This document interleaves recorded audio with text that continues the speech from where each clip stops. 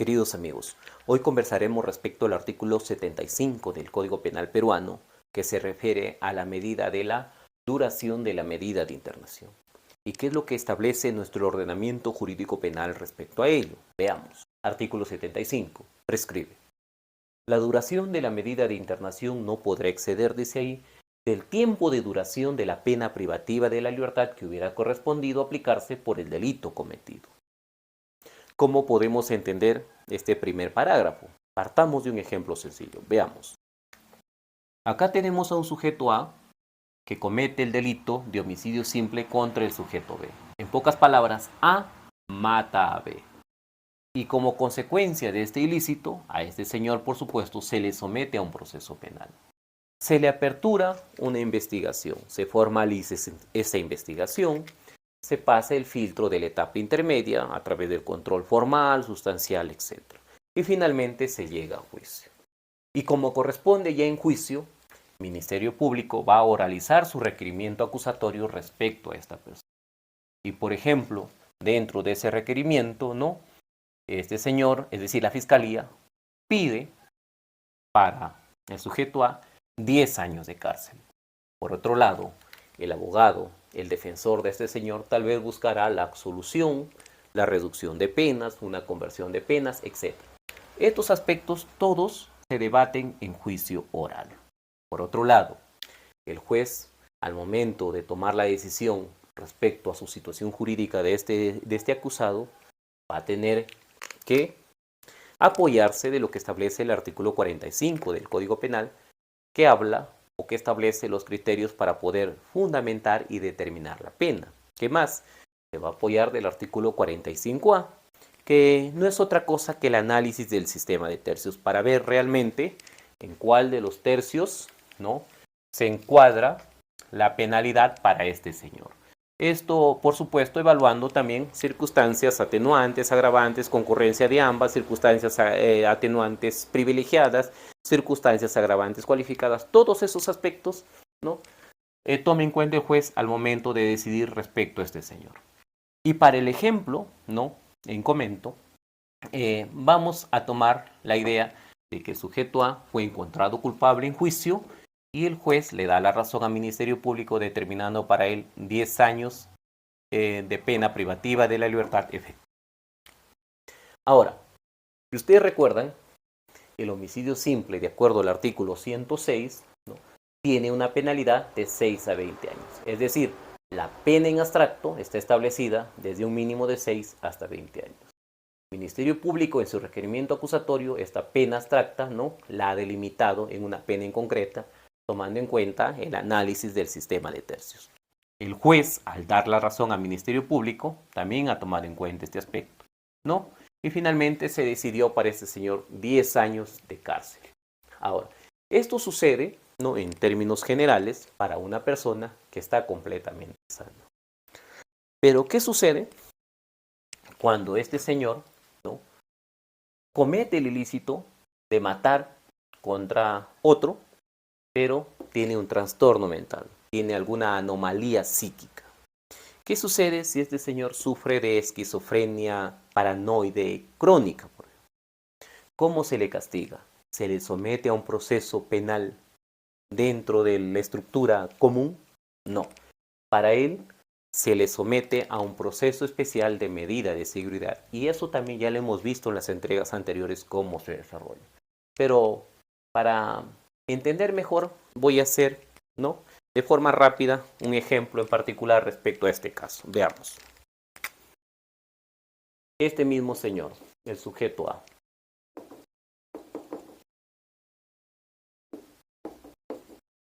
Etapa de investigación preparatoria, etapa intermedia y etapa de juicio.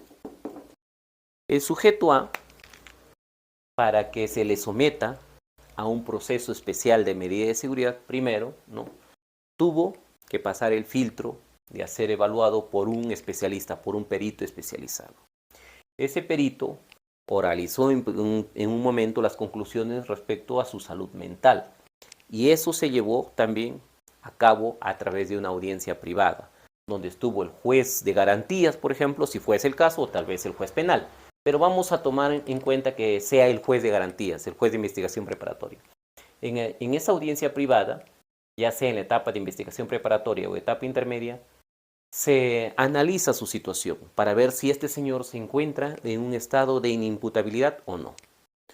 Resulta que este sujeto A, por ejemplo, después de que se le evalúa, ¿no?, y se analiza en una pequeña audiencia, se determina que este señor es un inimputable, es decir, presenta ese tipo de trastornos mentales o psicológicos. Por lo tanto, se le somete a un proceso especial de medida de seguridad. Y como corresponde, el Ministerio Público, ¿no?, en este caso en particular del ejemplo, va a presentar su requerimiento de medida de seguridad. ¿Ante quién? Ante el juez penal, ya sea unipersonal o colegiado. Este requerimiento de medida de seguridad, ¿no?, para este inimputable tendrá casi las mismas formalidades de un requerimiento acusatorio que se hace dentro del proceso común para una persona que se encuentra sana. Este requerimiento de medida de seguridad, para efectos de entender este primer párrafo, ¿no?, por ejemplo, acá el Ministerio Público está pidiendo, ¿no?, la medida de internación. Pero ojo, así como el fiscal en un proceso común pide un castigo, una consecuencia jurídica respecto a ese ilícito que el fiscal considera, ¿no?, que ha cometido esta persona, y en el caso de acá pide, por ejemplo, 10 años, en el caso del requerimiento de medida de seguridad, el fiscal también debe de pedir, ¿no?, cierto tiempo de castigo, es decir, cuántos meses, cuántos años va a decidir para esta persona internarlo o está requiriendo que se le interne. Eso se va a hacer en este requerimiento de medida de seguridad. Por lo tanto, este Ministerio Público, al momento de oralizar en juicio, ¿no?, su resolución, su requerimiento, va a tener que explicar, oralizar, probar todo ello. Por otro lado, la defensa de este señor, el abogado o defensor, por ejemplo, del inimputable, del sujeto A, buscará tal vez su absolución frente al caso en particular, tal vez buscará la conversión del proceso de medida de seguridad de internación, buscará tal vez la medida del tratamiento ambulatorio que se le aplique, etc. Estos aspectos se debaten ya en juicio. Pero ojo, si el fiscal, dentro de su requerimiento de medida de seguridad de la internación, pide, por ejemplo, ¿no?, como castigo, 10 años de internamiento, este fiscal va a tener que hacer un análisis de su pena en concreto, del caso en concreto, parecido al que lo hiciese o lo hiciera en un proceso común. Es decir, si este sujeto mató, va a tener que analizar, delimitar su pena en concreto. Si la pena abstracta es de 6 a 20, va a tener que hacer el mismo análisis, determinar si cuenta con circunstancias para colocarlo dentro o delimitarlo dentro del tercio inferior, o en el tercio intermedio, o en el tercio superior. Todos estos aspectos lo va a analizar Ministerio Público antes de tomar la decisión de pedir 10 años de internación, por ejemplo, para él. Entonces, en el primer párrafo te está diciendo que lo que se pida para este señor, para este inimputable, no puede exceder, no puede ser más de lo que le hubiese correspondido en el caso que se encuentre sano. Si el señor, estando sano, se le hubiese pedido 10 años de cárcel efectiva, estando enfermo, es decir, por ese problema de salud mental, se le pedirá, en este caso, no 10 años de cárcel efectiva, sino 10 años de internamiento. Si como consecuencia de su acto, de su ilícito, se encuentra, ¿no?, se delimita que para el señor le correspondería 15 años de cárcel, entonces esos 15 años de cárcel se transformará en una petición de 15 años de internación. Si como consecuencia del ilícito que ha cometido este señor A, le hubiese correspondido 7 años de cárcel efectiva, entonces en el requerimiento de medida de seguridad este señor pedirá 7 años de internación. Y por supuesto esto ya se debate, ¿no?, en juicio oral, parecido a lo que sucede en el proceso común. Con esto creo que está zanjado, está explicado respecto a lo que se establece de forma legal en el artículo 75, en el primer párrafo. Pero no solamente en la ley se está establecido esto, sino ya nuestra Corte Suprema se ha pronunciado, por ejemplo, a través del recurso de nulidad 1182 del año 2019 Lima ya ha establecido estos mismos criterios, que la medida de internación no debe ser más, no debe exceder el tiempo de duración de la pena privativa de libertad que le hubiese correspondido aplicarse por el delito cometido, así de simple. Eso ha dejado zanjado nuestra Corte Suprema. Y otra jurisprudencia, por ejemplo, es el expediente 1247-2018, por ejemplo, también de Lima, que establece sobre el plazo, sobre la duración de la medida de internación. ¿Qué más? En el segundo párrafo de este artículo 75 dice: sin perjuicio de que el juez lo solicite cada 6 meses, la autoridad del centro de internación deberá remitir al juez una pericia a fin de dar a conocer si las causas que hicieron necesaria la aplicación de la medida ha desaparecido. ¿Cómo se debe entender este segundo párrafo? Veamos.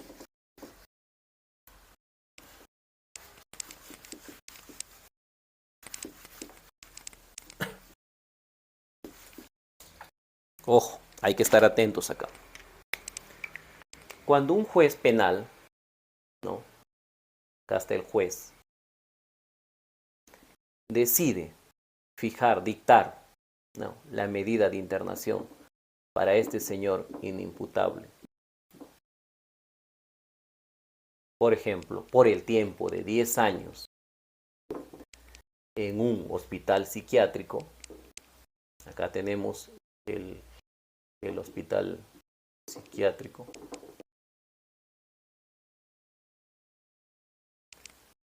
Cuando este señor A, que cometió el delito de homicidio, por ejemplo, fue castigado, fue sancionado con 10 años de internación en un hospital psiquiátrico, esta autoridad, es decir, el representante, el director de este hospital psiquiátrico, está obligado a remitir informes ante el juez, ¿no?, respecto a la situación que está pasando este señor. ¿A qué situación me estoy refiriendo? Que el inimputable, ¿no?, está mejorando, está empeorando, se encuentra en igual situación respecto a su salud mental o su estado psíquico. Estos informes, estas pericias, lo va a hacer el director, por ejemplo, o el representante de esta autoridad de este hospital psiquiátrico cada 6 meses ante el juez. Pero, ojo, la Corte Suprema ha dejado claro de que estos reportes ya no lo va a hacer al juez que condenó, sino al juez de ejecución de condenas. Él va a estar pendiente, ¿no?, de estos informes que remita esta autoridad de este hospital psiquiátrico. ¿Qué más? No solamente está obligado a hacerlo la autoridad de este hospital, sino también que el juez de ejecución tiene la obligación de pedir estos informes cada 6 meses respecto a la situación, al estado de salud de este señor, para ver cuál es el objetivo. Ver si es que está mejorando, como le digo, ha empeorado o se mantiene igual. Y en el caso de que en estos informes se demuestre a través de estas pericias, por ejemplo, se demuestre de que la condición, ¿no?, de su estado de salud, ¿no?, que hicieron o que causaron, que hicieron necesaria la aplicación de una medida de seguridad ha desaparecido, el juez va a tomar una decisión adicional que lo establece el último párrafo. Entonces, en conclusión, acá lo que se busca es de que la autoridad del centro hospitalario, ¿no?, remite informes semestrales respecto a su situación de salud de este inimputable que ha sido fijado con una medida de internación, y también hay una obligación del juez de pedir, el juez de ejecución, por supuesto, de pedir cada 6 meses esos informes. Ahora, esto no solamente está establecido en la ley respecto a la obligación que tiene la autoridad de remitir los informes de forma semestral y que el juez también lo solicite, sino nuestro Tribunal Constitucional también lo ha establecido, por ejemplo, a través del expediente 034-2006 del año 2008, por ejemplo, un proceso de habeas corpus. Ahí claramente vamos a encontrar, ¿no?, esa orden que los jueces de la República, los máximos intérpretes de la Constitución, han dicho, que ese deber de pedir informes y ese deber de remitir esos informes periciales, ¿no?, deben ser acatados, deben ser cumplidos a cabalidad. ¿Qué más? El tercer párrafo dice: En este último caso, el juez hará cesar la medida de internación impuesta. Ojo, cuando se pide este informe semestral o cuando se remite este informe semestral, no es por las puras, es decir, se ha dictado la medida de internación y se pide hacer un seguimiento, no se ha hecho o no se ha dictado por las puras, sino que hay un objetivo.